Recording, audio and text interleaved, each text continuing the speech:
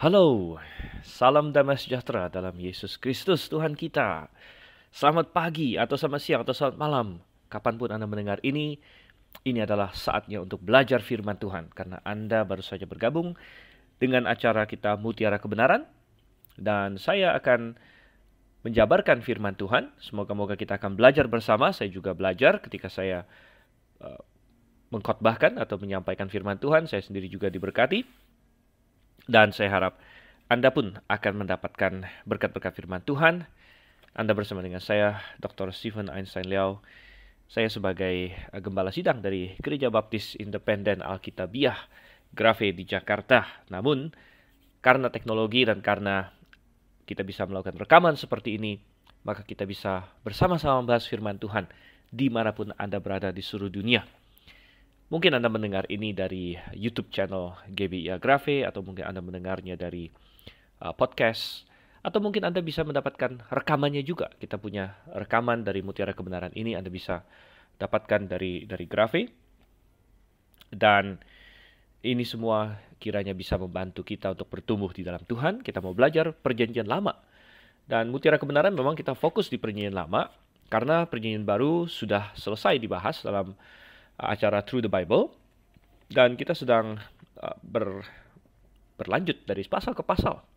Kita sudah mulai dari kitab Kejadian. Perjanjian Lama tentu saja sangat panjang, dari Kejadian sampai dengan Maleakhi, ada 39 kitab kalau menurut hitungan kita sekarang ini. Dan puji syukur kita sudah sampai ke Samuel, saudara kasih Tuhan.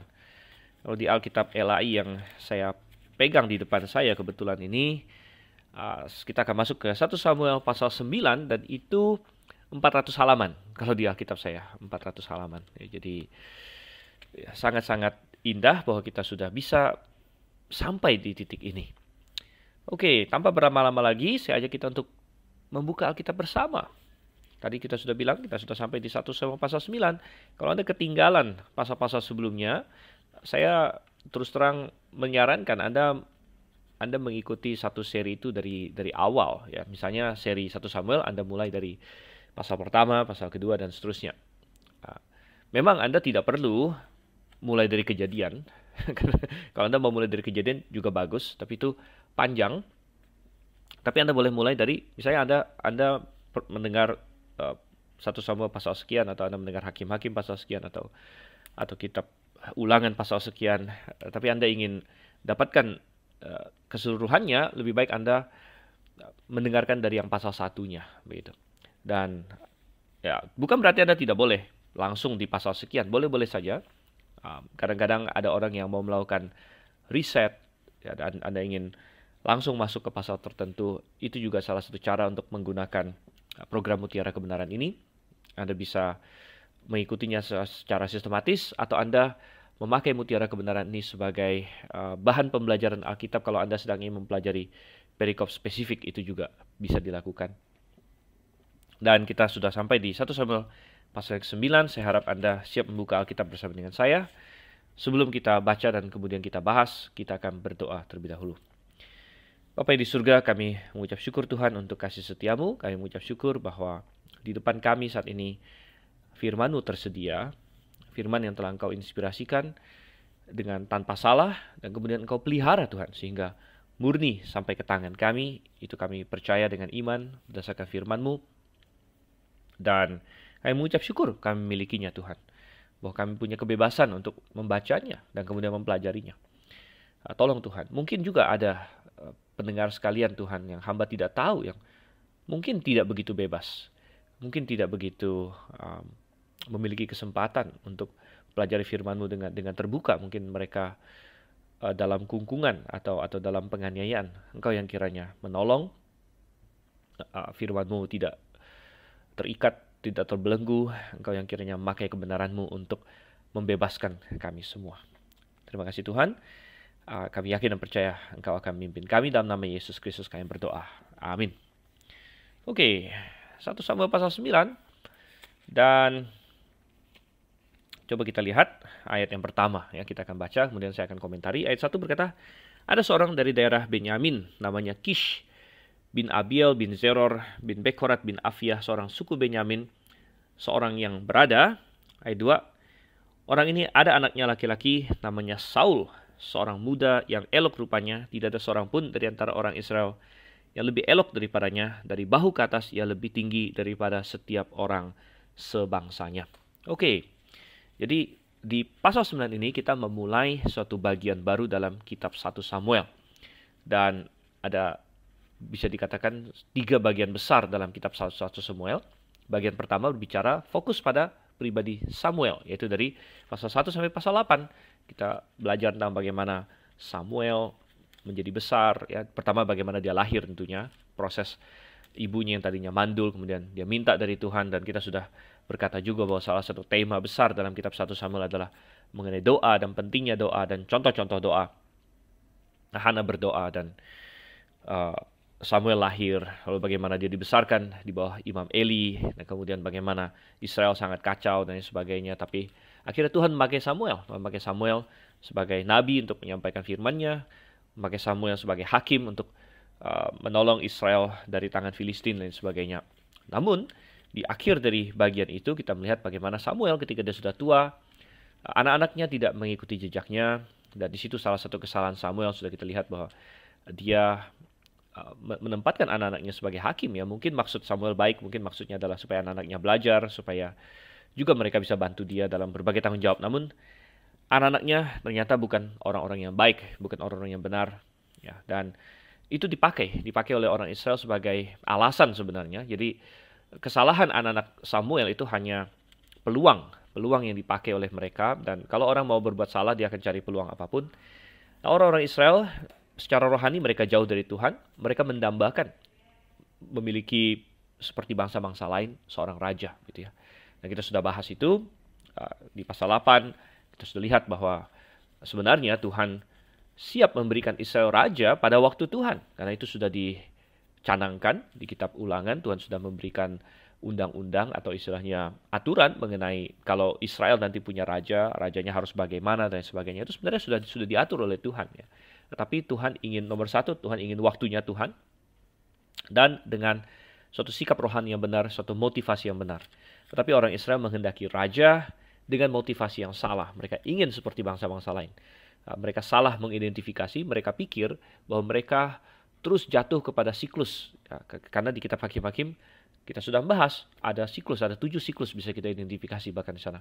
Di mana orang Israel dijajah, kemudian diselamatkan oleh hakim, dijajah, diselamatkan oleh hakim. Dan orang Israel berpikir, saudara kasih Tuhan, bahwa mereka masuk dalam siklus tersebut karena mereka tidak punya suatu garis dinasti yang berkesinambungan. Ya, karena kalau hakim mati, ya sudah, nggak ada hakim lagi. Jadi mereka berpikir, mereka bisa dikalahkan terus masuk dalam siklus begitu karena mereka tidak memiliki, itu tadi, garis kedinastian. Kalau raja itu kan dinasti. Ya, raja akan digantikan oleh anaknya, jadi akan turun-temurun, sedangkan hakim tidak. Gideon pernah diminta menjadi raja, tapi Gideon bilang, saya tidak mau memerintah kalian, saya juga tidak mau anak-anak saya memerintah kalian. Tapi mereka melihat, ya, mereka salah mengidentifikasi bahwa, karena kita tidak punya suatu dinasti yang berkesinambungan lah, maka kita terus jatuh kepada siklus ini. Padahal alasan mereka jatuh kepada siklus itu adalah karena mereka meninggalkan Tuhan. Mereka meninggalkan Tuhan. Dan sebenarnya bukan hakim-hakim ini yang menyelamatkan mereka, tapi Tuhan yang menyelamatkan mereka. Hakim-hakim ini hanyalah alat yang Tuhan pakai. Dan mereka minta raja gitu ya. Dan di pasal 8 itu akhir dari fokus kepada Samuel, walaupun tentu Samuel masih akan punya banyak peran juga setelahnya. Masuk pasal 9, Tuhan siap untuk memberikan orang Israel apa yang mereka minta. Dan kita sudah bahas bahwa kadang-kadang salah satu bentuk penghakiman Tuhan adalah memberikan kita apa yang kita minta. Apalagi kalau Tuhan sudah peringatkan, ini barang yang kurang bagus. Ini hal yang tidak baik kamu minta. Tapi kita ngotot, kita terus mendambakan hal itu. Kita dalam hati kita menyalahkan Tuhan karena Tuhan kok tidak mau kasih kita barang yang kita dambah-dambahkan dan sebagainya. Ya, salah satu bentuk penghukuman adalah Tuhan, oke, silakan. Kamu mau ini, saya kasih ini. Tapi itu adalah selalu bentuk penghakiman. Ya, Tuhan menyerahkan kita kepada hawa nafsu kita. Masuk ke pasal 9, kita masuk ke, boleh dibilang, bagian kedua dari 1 Samuel, di mana fokus akan berada pada Saul, pribadi Saul. Ya. Dan nanti di pertengahan 1 Samuel, kita akan masuk ke bagian ketiga dari 1 Samuel, yaitu fokus akan pada Daud. Jadi 3 tokoh besar yang menjadi fokus dalam kitab 1 Samuel. Samuel sendiri sesuai dengan nama kitabnya, kemudian Saul, kemudian nanti Daud. Ya. Oke, jadi ini adalah awal mula dari kisah tentang Saul. Kita dikasih tahu latar belakang dia. Dia rupanya adalah, bapaknya adalah Kish namanya. Bapaknya Kish, kemudian kita dikasih sedikit cerita tentang leluhurnya, ya, Kish bin Abiel, bin Zeror, bin Bekorat, bin Afiyah. Tidak banyak yang kita tahu tentang nama-nama ini semua. Tapi yang jelas dia adalah seorang dari suku Benyamin, katanya, dari seorang dari suku Benyamin. Nah, suku Benyamin adalah suku yang sangat unik, ya. Dia adalah yang paling muda di antara 12 suku Yakub, 12 anak Yakub. Dia adalah anak yang paling kecil, tapi ya, rupanya dia punya sifat yang cukup agresif, saudara kasih Tuhan.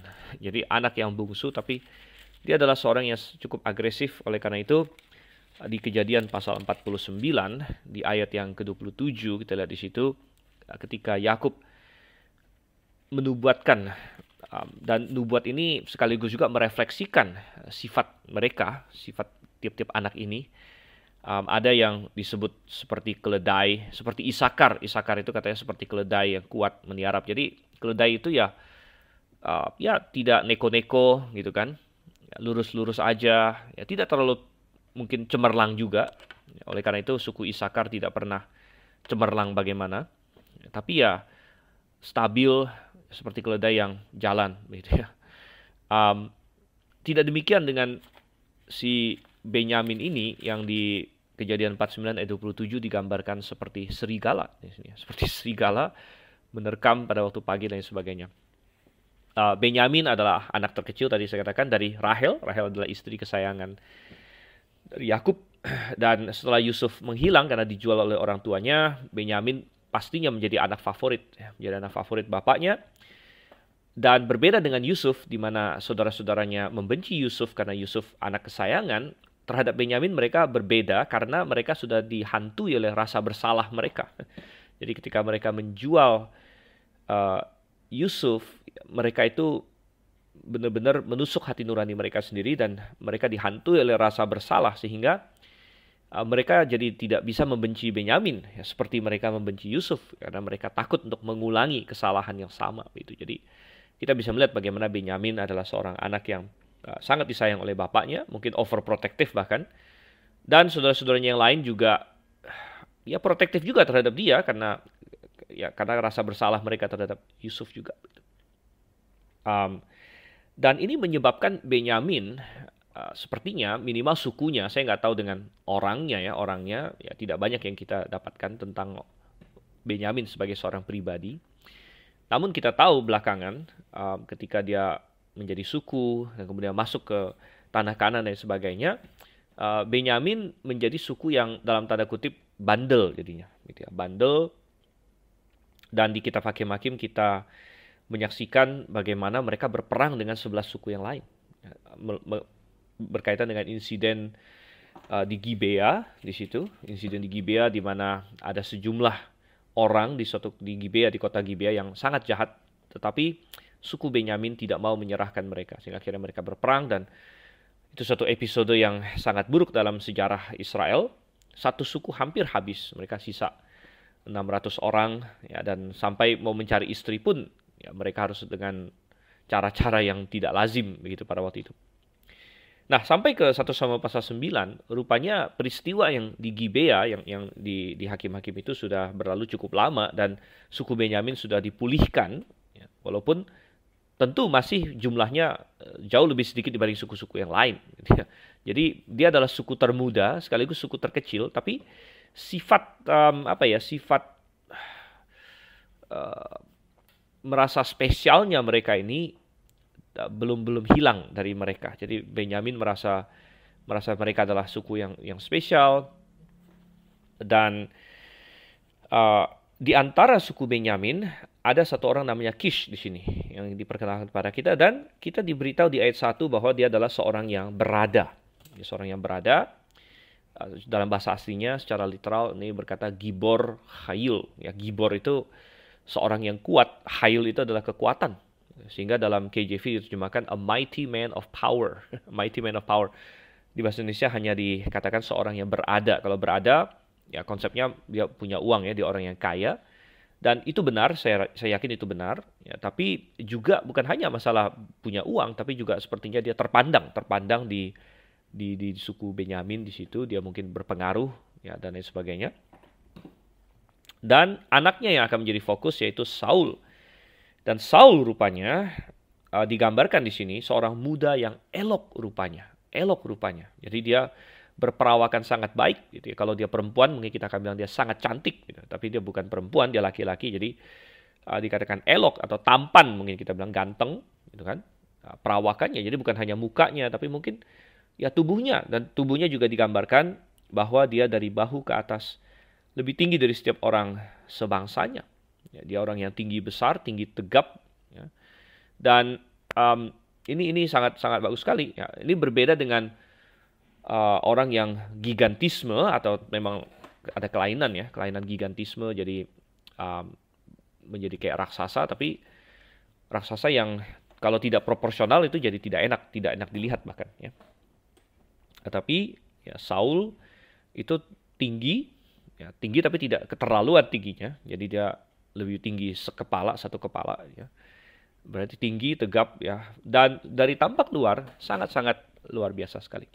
Dan ingat bahwa Tuhan sudah berkata, kalian meminta raja bukan dengan motivasi yang benar, bukan dengan waktu yang tepat, bukan menunggu waktu Tuhan, tapi kalian menuntut bahwa harus sekarang juga. Ya oke, aku akan kasih kalian yang menurut kalian dalam pemandangan kalian baik begitu. Dan Tuhan tahu bahwa orang Israel akan sangat menerima Saul ini. Mereka akan sangat senang dengan Saul karena Saul memenuhi kriteria fisik mereka. Jadi Tuhan memberikan kepada mereka seorang raja sesuai dengan hati mereka. Sementara raja yang sesuai dengan hati Tuhan itu masih dipersiapkan, memang belum waktunya. Ya, makanya saya ada komentar juga di sesi yang lalu bahwa kalau Israel mau menunggu waktu Tuhan, dan mereka mau datang dengan hati yang cocok dengan Tuhan, yang rohani, ya bukan karena ingin seperti bangsa-bangsa lain, ya maka mereka akan menunggu dan Tuhan akan berikan mereka Daud, begitu. Tetapi tidak, ya kalau mereka langsung dapatkan Daud, mungkin tidak cocok dengan keinginan mereka karena Daud itu dari keluarga Isai.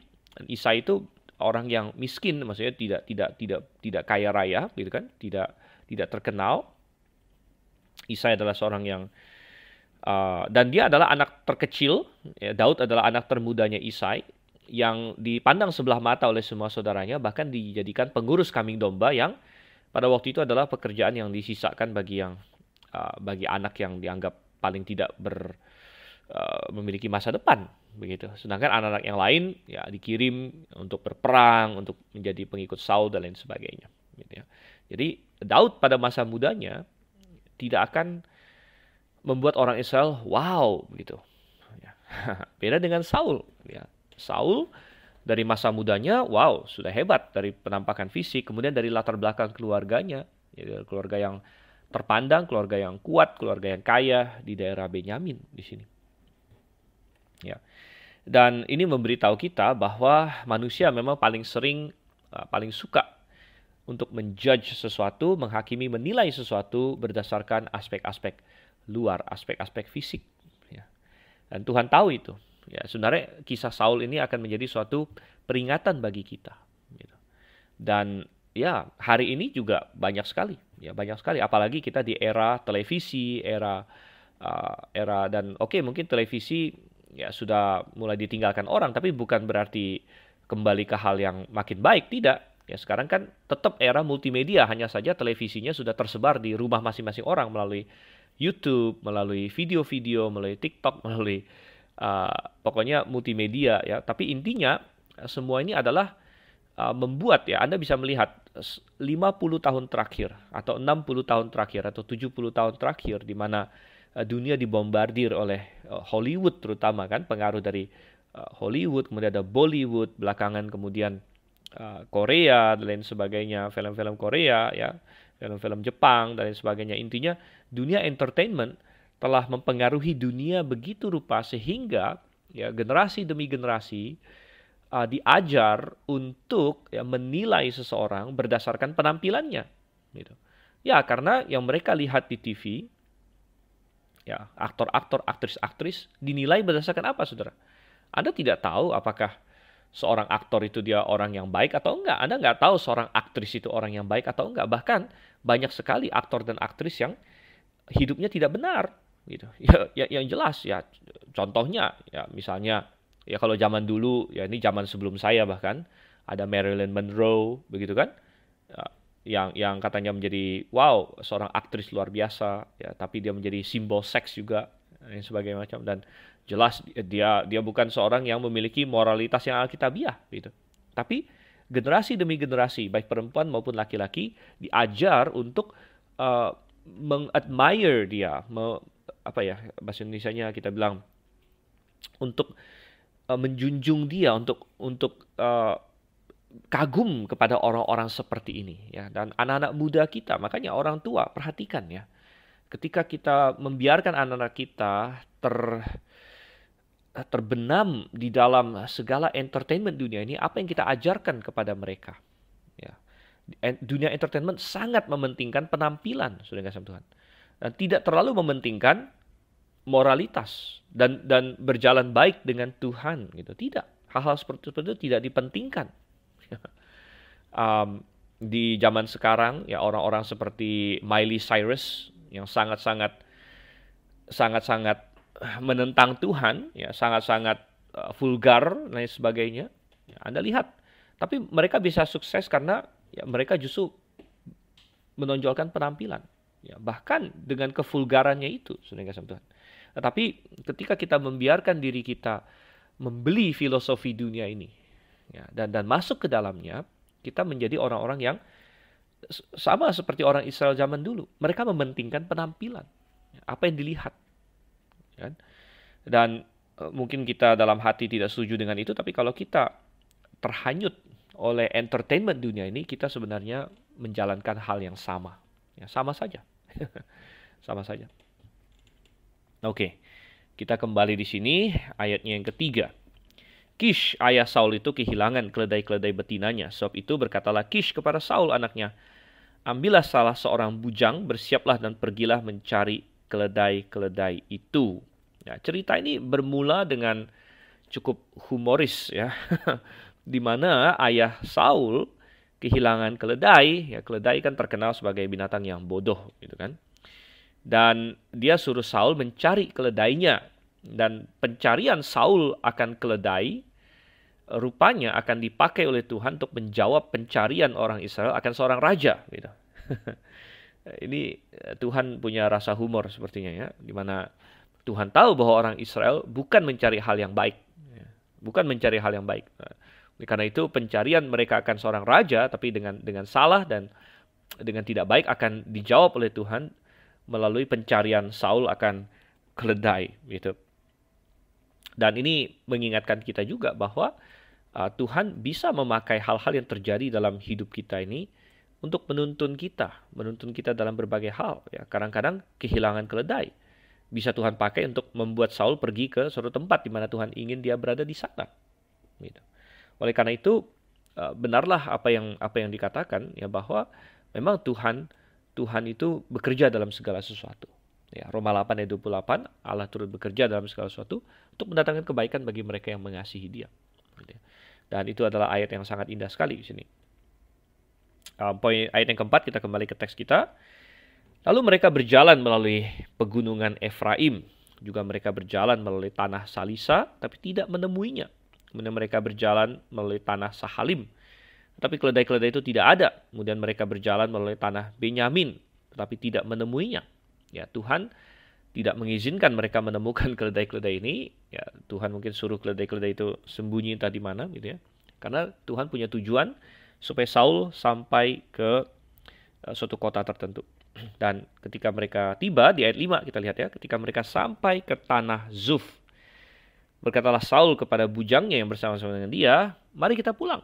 Nanti ayahku tidak lagi memikirkan keledai-keledai itu, tetapi khawatir mengenai kita. Jadi mereka sudah berperjalanan cukup jauh di sini, tidak kunjung juga ketemu dengan keledai-keledainya. Dan Saul mulai berpikir bahwa wow, jangan-jangan nanti malah kita yang dianggap hilang, gitu ya. Nah, kita ingat waktu itu belum ada handphone, ya komunikasi dan nggak bisa telepon balik ke rumah dan lain sebagainya. Poin keenam, tapi orang ini berkata kepadanya, tunggu, di kota ini ada seorang abdi Allah, seorang yang terhormat. Segala yang dikatakannya pasti terjadi. Marilah kita pergi ke sana sekarang juga. Mungkin ia dapat memberitahukan kepada kita tentang perjalanan yang kita tempuh ini. Jadi bujangnya rupanya tahu atau mendapatkan informasi bahwa uh, di kota itu ada abdi Allah. Dan abdi Allah yang dimaksud di situ adalah Samuel. Gitu ya. Jadi Samuel disebut abdi Allah di sini. Dan rupanya reputasi Samuel sedemikian baik ya, sehingga orang dari mana-mana seluruh Israel tahu tentang dia. Dan ini memang sudah diketahui dari sejak Samuel masih muda. Kita baca itu di pasal di awal-awal ya, di pasal 3 di situ, bahwa Israel semua tahu bahwa ada firman Tuhan pada Samuel. Tetapi ini kembali menguatkan suatu pelajaran yang penting ya, bahwa kalau kita setia, kalau kita berlaku dengan benar, ya maka kita akan mendapatkan nama yang baik. Kita akan mendapatkan nama yang baik dan kita akan membangun reputasi yang baik. Nah, reputasi yang baik ini adalah kesaksian kita. Dan itu adalah hal yang baik. Karena itu Tuhan ingin orang-orang Kristen juga membangun reputasi yang demikian. Oleh karena itu di dalam kitab Amsal, ada Amsal yang sangat bijak sekali. Bukan Amsal tapi Pengkhotbah pasalnya yang ke-7 ayat yang pertama dikatakan situ, nama yang harum lebih baik daripada minyak yang mahal dan hari kematian lebih baik daripada hari kelahiran. Oke, jadi saya fokus di bagian pertamanya, nama yang harum lebih baik daripada minyak yang mahal. Dan sebenarnya ini ada di Amsal juga sih, yaitu di Amsal 22. Coba kita lihat ya, Amsal 22 ayat 1 ya. Jadi memang benar ada di Amsal dan juga ada di Pengkhotbah. Amsal 22 ayat 1, nama baik lebih berharga daripada kekayaan besar, dikasih orang lebih baik daripada perak dan emas. Jadi ini terbukti ya dalam kasus Samuel. Ya, Samuel hidup dengan sangat benar, sehingga orang semua tahu, bahkan bujangnya Saul tahu di sini. Kalau kita kembali ke 1 Samuel 9, seorang yang terhormat, seorang abdi Allah, seorang yang terhormat, segala yang dikatakannya pasti terjadi. Betapa indah ya kalau kita punya reputasi seperti itu. Betapa indah kalau misalnya orang bisa berkata tentang kita, oh saya tahu dia orang yang jujur. Ya, saya tahu dia orang yang karakternya baik. Dia tidak akan melakukan hal seperti ini, tidak akan berbohong. Nah, kita perlu membangun karakter seperti itu. Saya ingat kisah yang sangat indah mengenai salah satu presiden Amerika di zaman dulu. Salah satu presiden Amerika yang paling terkenal, yaitu Abraham Lincoln. Nah, Abraham Lincoln adalah presiden Amerika yang sangat terkenal karena dialah presiden Amerika yang menghapus perbudakan waktu itu di Amerika. Dan kalau Anda baca biografinya, waktu kecil, waktu dia masih muda, dia memiliki julukan yaitu Honest Abe. Ya, Honest Abe itu artinya Abe yang jujur. Abe itu kayak nama panggilan dia, nama kecil dia, karena nama panjang dia Abraham. Jadi dipanggil Abe, ya. Jadi dia dijuluki Honest Abe katanya, ya, Abe yang jujur. Dan ya bahkan pernah terjadi bahwa suatu ketika dia menjadi penjaga toko, ya, dan ada orang yang bayar lebih kepada dia. Jadi beli barang bayar lebih, dan akhirnya dia kejar orang itu, dan dia kejar sampai ke rumahnya yang jauh, saudara kasih Tuhan, untuk mengembalikan bayar lebihnya itu. Oleh karena itu, ketika dia akhirnya dewasa dan menjadi politisi, akhirnya dia bisa menang karena dia punya reputasi yang baik. Nah, tentu sangat berbeda dengan banyak politisi zaman sekarang ya, yang saya yakin reputasinya tidak terlalu baik gitu. Oke. Dan coba kita lanjut lagi di sini, ayatnya yang ke-7, jawab Saul kepada bujangnya itu, tetapi kalau kita pergi, apakah yang kita bawa kepada orang itu? Sebab roti di kantong kita telah habis dan tidak ada pemberian untuk dibawa kepada abdi Allah itu. Apakah yang ada pada kita? Jawab bujang itu kepada Saul, masih ada padaku 1/4 shikal perak, itu dapat aku berikan pada abdi Allah itu. Maka ia akan memberitahukan kepada kita tentang perjalanan kita. Jadi mereka sepakat. Saul tadinya berpikir kita tidak punya apa-apa untuk diberikan kepada abdi Allah. Nah, ini bukan berarti bahwa Samuel misalnya mencharge orang uang gitu ya untuk datang kepadanya. Belakangan nanti kita akan lihat di pasalnya yang ke-12 ketika Samuel minta diri kepada bangsa itu, di mana Samuel buka-bukaan dengan orang Israel di pasal 12 ayat yang ketiga di situ, di mana Samuel bilang, oke, coba kalian nyatakan ada nggak orang yang pernah aku peras, yang pernah aku minta keledainya atau barang apa dan sebagainya yang aku meminta suap ya. Dan semua Israel bisa bersaksi Samuel tidak pernah melakukan itu. Jadi bukan berarti Samuel itu mematok harga lah istilahnya ya, kayak misalnya dokter hari ini ada sebagian dokter mungkin yang kalau mau datang ke saya ya harus ada biayanya gitu ya. Samuel tidak seperti itu. Hanya saja ya, karena Samuel memang dihormati oleh orang gitu ya. Banyak orang merasa ya mereka perlu memberikan sesuatu begitu ya, karena mereka merasa ditolong. Karena mereka merasa berhutang budi kepada Samuel dan sebagainya. Jadi akhirnya itu menjadi kebiasaan mungkin, jadi kebiasaan ya, walaupun Samuel sendiri tentunya tidak meminta itu gitu ya. Dan akhirnya mereka pikir apa yang mereka bisa berikan, dan bujangnya masih punya 1/4 shikal perak. Nah, ini adalah jumlah yang kecil ya, jumlah yang kecil. 1/4 shikal perak itu bukan jumlah yang besar, dan ya ini adalah yang mereka berikan kepadanya. Oke, lanjut lagi di ayatnya yang ke-9 di sini ya. Dahulu di antara orang Israel apabila seseorang pergi menanyakan petunjuk Allah, ia berkata begini, mari kita pergi kepada pelihat. Sebab nabi yang sekarang ini disebut dahulu pelihat. Ya, jadi dari ayat ini kita tahu beberapa hal. Ya, nomor satu, bahwa ya penggunaan istilah berubah-ubah. Jadi dulu disebut pelihat. Dalam bahasa aslinya pelihat ini secara literal adalah ro'eh. Ro'eh itu memang dari kata ra'a artinya melihat. Dan terjemahan pelihat ini sudah sangat baik. Ya, jadi mereka bisa melihat hal-hal yang manusia tidak bisa lihat karena mereka disingkapkan oleh Tuhan. Ya, Tuhan menyingkapkan sesuatu kepada mereka. Itu makanya mereka disebut pelihat. Tapi belakangan akhirnya disebut nabi. Ya, nabi juga, bahasa Indonesia kita nabi itu terinspirasi dari bahasa Arab. Tapi bahasa Arab juga dapat dari bahasa Ibrani. Gitu ya. Jadi karena bahasa Ibrani dengan bahasa Arab itu bahasa yang lumayan dekat ya, lumayan bersaudara. Ada banyak ini, walaupun jelas dua bahasa yang berbeda, namun jelas bersaudara di situ. Ya, dan kata nabi ya, dalam bahasa Ibrani itu navi. Gitu ya. Dan ini juga memberitahu kita bahwa kitab 1 Samuel tentunya ditulis sesudah Samuel, maksudnya dijadikan kitab yang resmi begini sesudah Samuel mati. Ya. Sesudah zaman itu. Dan makanya kita bilang kemungkinan besar penulisnya adalah mungkin nabi-nabi yang menyertai Daud, ya, misalnya Gad atau Nathan. Ya. Nah, Samuel ada menyumbang materi tentunya. Ya, misalnya materi tentang awal-awal hidup Samuel bagaimana, itu materi yang bisa jadi memang disumbang oleh Samuel, jadi Samuel ada tulis tentang itu. Tapi kemudian belakangan dipakai ya, dan dimasukkan oleh penulis akhirnya. Ya, penulis akhirnya dari kitab 1 Samuel ini. Oke, kita lanjut lagi di ayatnya yang ke-10.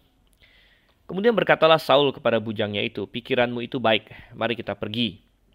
Maka pergilah mereka ke kota, ke tempat abdi Allah itu.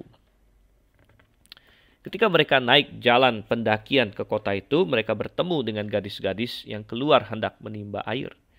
Mereka bertanya kepada gadis-gadis itu, pelihat ada di sini?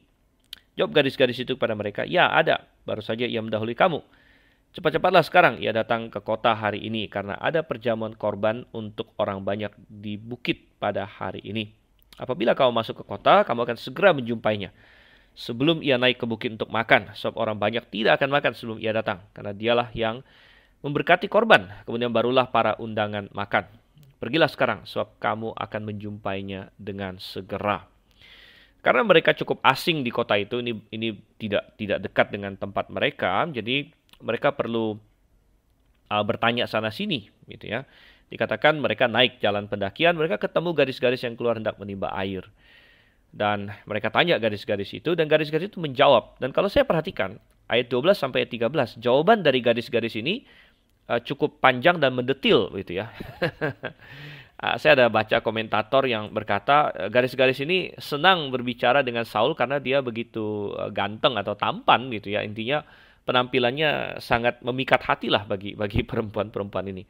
Dan bisa jadi ada kebenaran juga dalam observasi seperti itu ya. Dan Anda bisa membayangkan kalau misalnya seorang laki-laki yang besar gitu kan bertanya kepada perempuan-perempuan ya. Dan inilah letaknya kadang-kadang bias manusia, kita bilang ya, bias manusia, yaitu di mana manusia sangat cenderung untuk menilai sesuatu berdasarkan penampilan gitu kan. Ya, kalau misalnya laki-laki yang datang uh, bertanya kepada seorang perempuan, misalnya laki-laki itu tidak menarik ya, bahkan mungkin kebalikannya mungkin buruk rupa, boleh kita bilang begitu, maka bisa jadi perempuannya akan merasa takut gitu. Merasa takut, malah tidak mau menjawab gitu kan, atau bahkan bersembunyi atau lari ya. Padahal mungkin orang ini hanya mau tanya, dia mendekati seorang perempuan untuk mau tanya gitu. Tapi kebalikannya, kalau misalnya laki-laki ini tampan dan mungkin dianggap menarik oleh perempuan ini, maka ketika laki-laki itu datang kepada perempuan untuk bertanya, dia akan senang hati menjawab gitu. Jadi kita melihat di sini Saul dan bujangnya tanya, "Pelihat ada di sini?" Dan mereka jawab dengan sangat rinci kalau saya lihat di sini. Sangat rinci sekali. Bahkan mereka kasih latar belakang ya, bahwa wah ada ini ada ini. Sepertinya mereka ingin memperpanjang percakapan mereka dengan Saul di sini ya. Dan ini bukan hanya perempuan yang seperti itu, laki-laki juga, bahkan mungkin laki-laki lebih parah lagi gitu kan. Dimana kalau misalnya dia berhubungan dengan seorang perempuan yang menurut dia ya tidak begitu menarik atau buruk rupa, ya mungkin dia tidak akan peduli. Tapi kalau dia berhubungan dengan seorang perempuan yang menurut dia cantik dan dia tertarik, ya dia akan senang hati berbicara dan sebagainya gitu. Nah, ini adalah bias manusia, baik laki-laki maupun perempuan di sini. Dan ini hanya suatu observasi saja ya, tetapi bagaimana sikap kita ya sebagai orang percaya? Sikap kita sebagai orang percaya itu nomor satu begini ya. Nomor satu kita bilang keindahan fisik, ya, baik itu pada perempuan yang cantik ataupun laki-laki yang ganteng dan sebagainya, itu adalah berkat Tuhan. Ya, jadi kita tidak menghinanya, kita tidak bersikap negatif juga. Dan kalau kita mengapresiasinya dengan perspektif yang benar, bahwa itu adalah hal yang indah sebagai berkat Tuhan, gitu ya.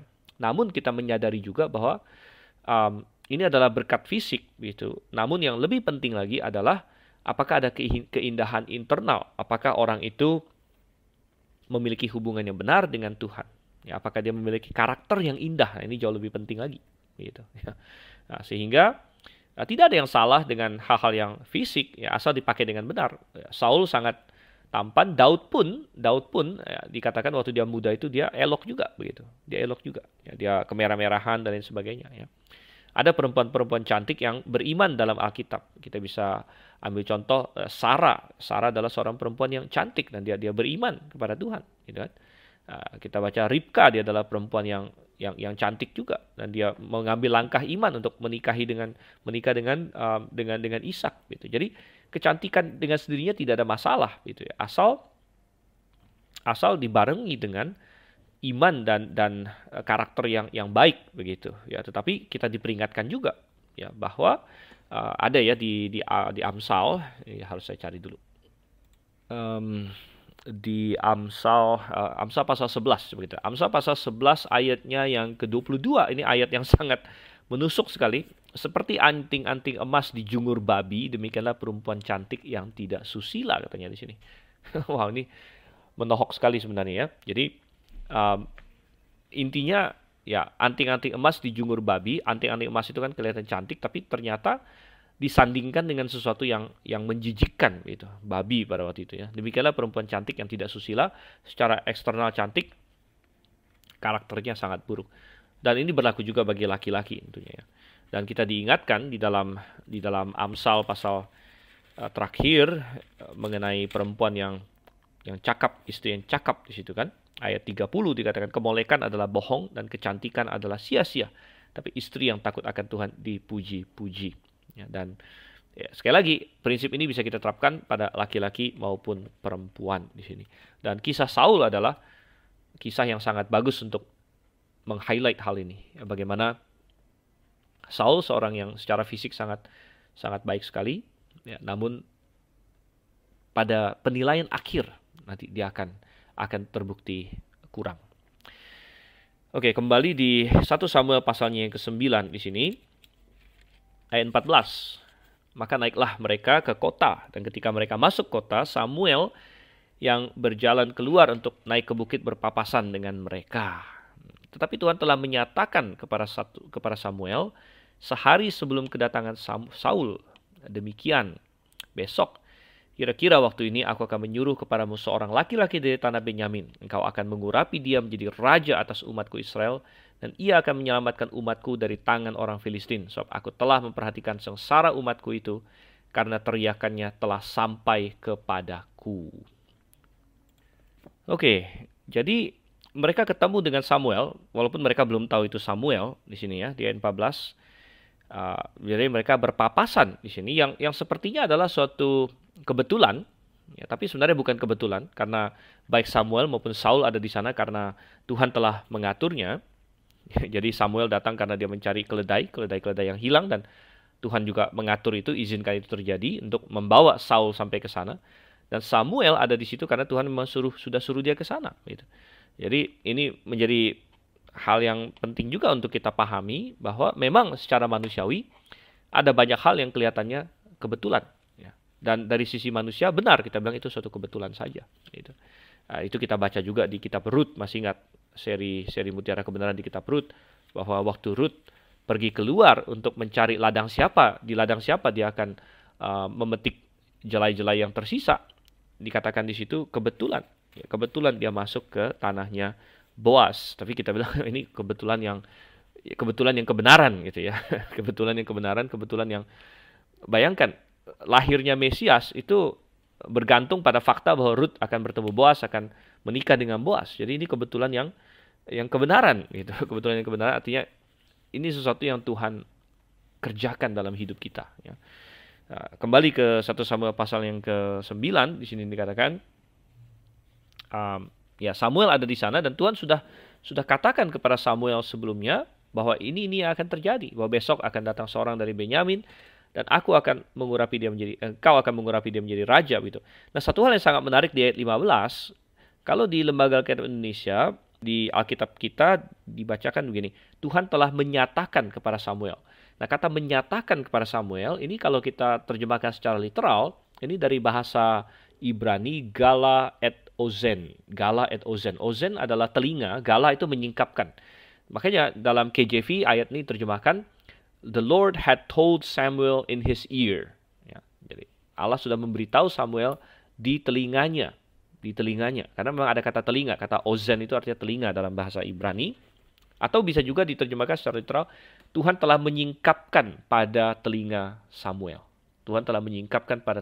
Dan ini memberitahu kita salah satu cara Tuhan berkomunikasi dengan nabi-nabinya. Ya, karena banyak orang bertanya, bagaimana caranya nabi bisa tahu firman Tuhan? Gitu kan? Apakah kayak muncul di benaknya? Atau misalnya dia lihat sesuatu begitu ya. Jadi ada beberapa cara ya. Kadang-kadang kita mendapatkan bahwa seorang nabi mendapat penglihatan ya, seperti Yeremia dikasih penglihatan oleh Tuhan. Tapi rupanya salah satu cara lain adalah Tuhan berbicara pada telinganya Samuel. Jadi sepertinya ya, yang diajarkan oleh 15 ini adalah bahwa Tuhan berbicara dan Samuel mendengar di telinganya suara Tuhan gitu ya. Nah, tentu ya itu adalah pada masa ketika Tuhan masih menurunkan wahyu gitu ya, masih ada jabatan nabi dan lain sebagainya. Dan semua itu Tuhan lakukan supaya firman-Nya tersedia bagi umatnya. Dan makanya di dalam kitab Ibrani dikatakan bahwa pada zaman dahulu kala, Ibrani 1 ayat 1, pada zaman dahulu Allah berulang kali dan dalam berbagai cara berbicara kepada nenek moyang kita dengan perantaran nabi-nabi. Maka pada zaman akhir ini ia telah berbicara kepada kita dengan perantaran anaknya, yang telah ia tetapkan sebagai yang berhak menerima segala yang ada. Jadi, para nabi adalah pendahulu, puncak pewahyuan ada pada Yesus Kristus karena dia menyingkapkan Allah secara full karena dia sendiri adalah Allah. Tapi setelah Yesus pergi, pekerjaan itu dilanjutkan oleh rasul-rasulnya yang diinspirasikan Roh Kudus untuk menyelesaikan firman yang tertulis, yaitu Alkitab. Dan sejak Alkitab ada di tangan kita, maka ini sudah menjadi firman Tuhan yang lengkap untuk zaman kita, yang lengkap ya. Nah, kata lengkap ini bisa juga diterjemahkan sempurna, yaitu kata teleon di situ. Oleh karena itu, di dalam 1 Korintus 13 ayat 8 sampai 13, ya ketika yang tidak lengkap, ya karena nubuat-nubuat itu tidak lengkap, ya, tapi ketika yang tidak lengkap ini kapan dia akan berakhir, yaitu ketika yang lengkap, yang totalion, yang lengkap, atau diterjemahkan yang sempurna. Sempurna di situ dalam pengertian lengkap di situ ya. Datang maka yang tidak lengkap akan berakhir di situ. Oke, kembali ke 1 Samuel pasalnya yang ke-9, dan Tuhan sudah singkapkan kepada Samuel terlebih dahulu bahwa orang ini akan menjadi raja, dan ia akan menyelamatkan umatku dari tangan orang Filistin. Dan ini memberitahu kita juga bahwa walaupun orang Israel meminta raja ini dengan motivasi yang salah dan timing yang salah, dan Tuhan memberikan raja sesuai kehendak mereka, bukan berarti, sekali lagi, bukan berarti Tuhan sudah menakdirkan Saul untuk gagal. Tidak. Ya, tidak. Ya, Tuhan bukan seperti apa ya, oke, saya kasih kamu raja tapi saya tidak akan menyertai dia ya supaya dia gagal gitu. Tidak. Ketika Tuhan setuju akhirnya dan membiarkan orang Israel mendapatkan seorang raja, dan akhirnya Tuhan yang pilih sendiri Saul juga, ya, dia tidak apa istilahnya ya, kalau dalam bahasa Inggris kita bilang set him up to fail gitu. Jadi Tuhan tidak mengangkat Saul dengan tujuan supaya dia gagal gitu, tidak gitu. Tuhan memberikan kepada Saul segala yang dia perlukan untuk bisa sukses gitu. Tuhan menyertai Saul. Ya, Tuhan, nanti kita akan lihat, bahkan di pasal ini pun nanti akan kita lihat ya, Tuhan menyertai Saul. Dan Tuhan akan memakai Saul untuk menyelamatkan Israel dari Filistin. Walaupun Saul nanti kita lihat akan gagal dalam berbagai hal, tapi dia juga sukses dalam banyak hal lain sebenarnya. Dia sukses mengalahkan Filistin berkali-kali. Walaupun ujung-ujungnya terakhir dia mati oleh tangan Filistin, namun dia sudah berhasil menang atas Filistin banyak kali. Dan melalui Saul juga ya akhirnya Israel bisa mulai menang lewat Filistin ya, dan itu akan diselesaikan oleh Daud sebenarnya. Diselesaikan oleh Daud. Nah, jadi Tuhan tidak menakdirkan Saul untuk gagal ya, tidak. Ya. Ayat yang ke-17, ketika Samuel melihat Saul, maka berfirmanlah Tuhan kepadanya, inilah orang yang kusebutkan kepadamu itu. Orang ini akan memegang tampuk pemerintahan atas umatku. Di sini ya. Dalam pada itu Saul datang mendekati Samuel di tengah pintu gerbang dan berkata, maaf, di mana rumah pelihat itu? Jawab Samuel kepada Saul, katanya, akulah pelihat itu. Kebetulan sekali ya, sekali lagi kebetulan yang bukan kebetulan. Naiklah mendahului aku ke bukit. Hari ini kamu makan bersama-sama dengan daku. Besok pagi aku membiarkan kau pergi dan aku akan memberitahukan kepadamu segala sesuatu yang ada dalam hatimu. Dan saudara yang kasih Tuhan, ya, bahwa Samuel berkata, aku akan memberitahukan kepadamu segala sesuatu yang ada dalam hatimu, mengindikasikan bahwa bisa jadi Saul juga ada banyak memikirkan masalah raja ini. Karena ingat bahwa ketika Israel meminta raja, tentunya hal ini diketahui oleh banyak orang di Israel. Ya, karena permintaan raja ini bukan sembunyi-sembunyi, tapi orang Israel datang kepada Samuel, dan mungkin sudah disiarkan kabar di seantero Israel bahwa oke, Samuel sudah setuju mau angkat raja. Jadi Samuel sedang mencari-cari begitu. Jadi banyak orang Israel mungkin berpikir-pikir siapa raja selanjutnya, siapa rajanya nih gitu ya. Dan Samuel berkata, aku akan memberitahukan padamu segala sesuatu yang ada dalam hatimu. Di sini.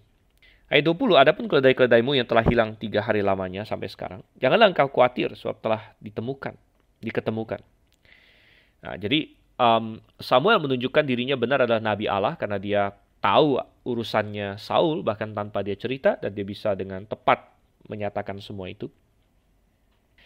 Kembali ke ayat 20, tetapi siapakah yang memiliki segala yang diingini orang Israel? Bukankah itu ada padamu dan pada seluruh kaum keluarga? Tetapi jawab Saul, bukankah aku seorang suku Benyamin, suku yang terkecil di Israel, dan bukankah kaumku yang paling hina dari segala kaum suku Benyamin? Mengapa Bapak berkata demikian kepadaku? Dan kalau kita melihat ayat 21, kita bisa melihat ini sebagai suatu kerendahan hati dari Saul, ya.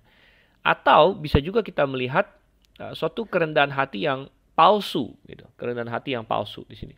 Mengapa? Ya, dia berkata, bukankah suku Israel suku yang terkecil. Itu memang benar, mereka adalah suku nomor satu, mereka paling muda dari Susila paling muda. Dan nomor dua, karena perang yang terjadi di Hakim-Hakim itu jumlah mereka sudah paling sedikit, karena mereka hampir dimusnahkan kan, sampai tinggal 600 orang di situ. Jadi dalam poin itu mungkin benar, tetapi ketika dia berkata, bukankah kaumku yang paling hina dari antara segala kaum suku Benyamin, di sini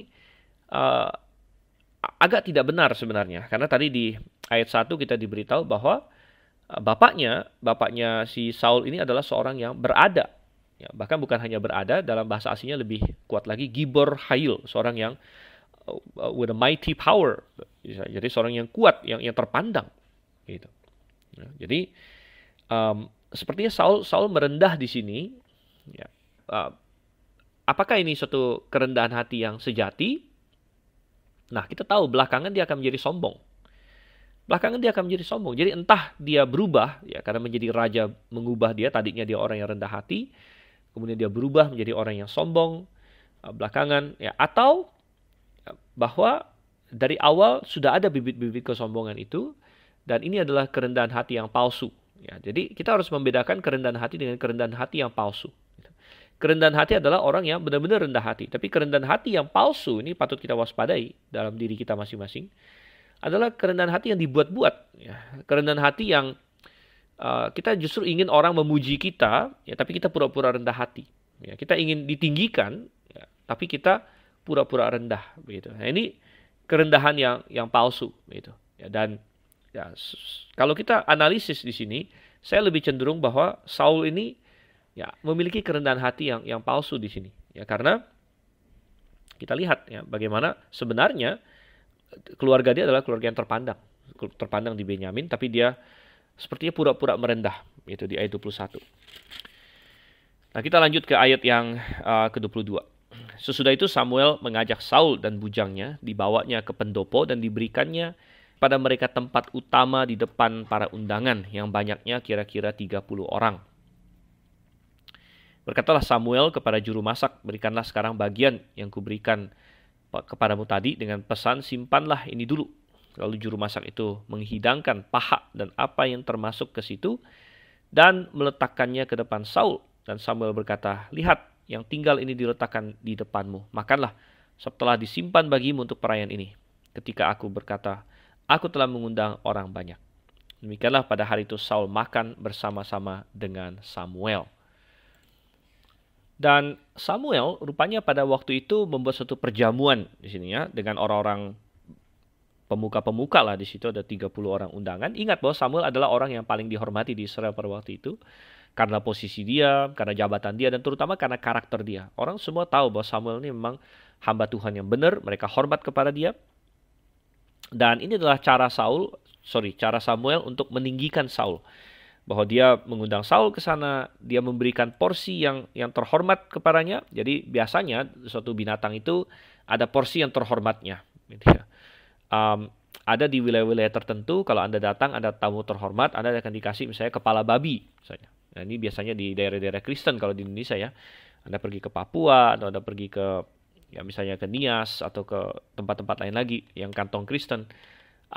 Kalau Anda adalah orang yang dihormati, kadang-kadang Anda dikasih kepala babi misalnya. Nah, jadi ini untuk menggambarkan penghormatan. Dan Saul diberikan oleh Samuel di sini bagian terhormat. Ya, jadi dikasih paha katanya di sini. Ya, paha, dan kata paha di sini itu bisa juga diterjemahkan bahu atau shoulder dalam bahasa Inggris. Ini dari kata shock. Ya. Dan ada yang menafsirkan bahwa bahu ini juga menggambarkan pemerintahan, ya, karena dikaitkan dengan di Yesaya pasal 9 ayatnya yang ke-6, bahwa seorang anak diberikan pada kita dan lambang pemerintahan akan ada pada bahunya. Begitu, ya, walaupun kata Ibrani yang dipakai sedikit berbeda di situ, tetapi ada yang mengaitkan, ya, karena paha, ya, paha ini kan bisa paha depan, paha belakang gitu kan. Kalau binatang domba itu mungkin dia nggak ada bahu gimana, tapi disebut paha juga gitu. Tapi ya ini kayak paha depan. Gitu. Ada yang menafsirkan seperti itu. Oke, jadi Samuel meninggikan Saul dan mulai memperkenalkan dia kepada orang-orang di situ. Ayat yang ke-25, sesudah itu turunlah mereka dari bukit ke kota, dan Samuel bercakap-cakap dengan Saul di atas sotoh. Mereka bangun pagi-pagi, dan ketika fajar menyingsing, Samuel memanggil Saul yang ada di atas sotoh itu, katanya, "Bangunlah, aku akan mengantarkan engkau." Lalu Saul bangun, dan mereka keduanya pergi keluar, yakni ia dan Samuel. Ketika mereka turun sampai ke ujung kota, berkatalah Samuel kepada Saul, "Katakanlah kepada bujang itu supaya ia pergi mendahului kita, tetapi berhentilah engkau sebentar, maka aku akan memberitahukan kepadamu firman Allah." Ya. Jadi tiba saatnya sekarang bagi Samuel untuk memberitahu Saul apa yang Tuhan ingin dia lakukan. Ya. Dan mereka berjalan bersama, mungkin mereka ngobrol-ngobrol, ya, dan sambil ngobrol-ngobrol saya yakin Samuel ya bertanya-tanya kepada Saul tentang pandangan dia tentang berbagai hal. Dia ingin tahu apa yang Saul pikirkan tentang ini dan itu, dan sebenarnya dia ingin menguji karakter Saul juga. Ya. Walaupun tentu dalam waktu yang sangat singkat ini sangat sulit. Ya. Dan tiba waktunya dia untuk mengurapi Saul. Ya. Tapi sebelum itu terjadi, dia menyuruh bujangnya untuk jalan duluan, karena ini adalah suatu hal yang private gitu ya. Dan nanti mengenai Saul diangkat menjadi raja baru akan disingkapkan belakangan. Nah, bagaimana itu semua terjadi, apa yang mereka lakukan, itu akan kita bahas di pasal 10 yang akan kita pelajari di sesi selanjutnya. Jadi jangan kemana-mana, pelajari terus firman Tuhan dan terus dalam acara Mutiara Kebenaran ini. Sampai berjumpa dan Maranatha.